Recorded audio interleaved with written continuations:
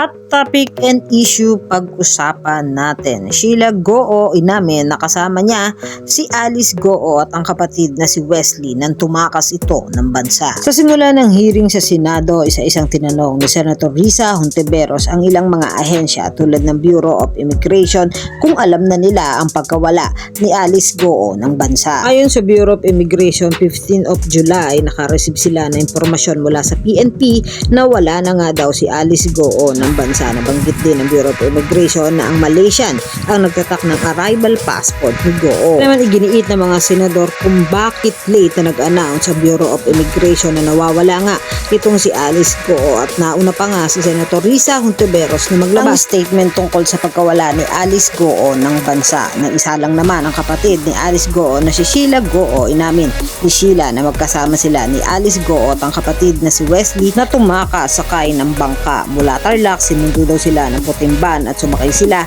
ng isang bangka at nagpasalin-salin ito bago makarating ng Malaysia. Ayon naman kay Sheila, ang kapatid na si Alice Goo ay nasa Indonesia at tutungo nga daw sila papunta ng Singapore, ngunit nauna nga daw ang kapatid nitong si Wesley bago pa man sila mahuli ng mga pulis. Yan ang mga hot topic and issue dito lamang sa Tambalang JK.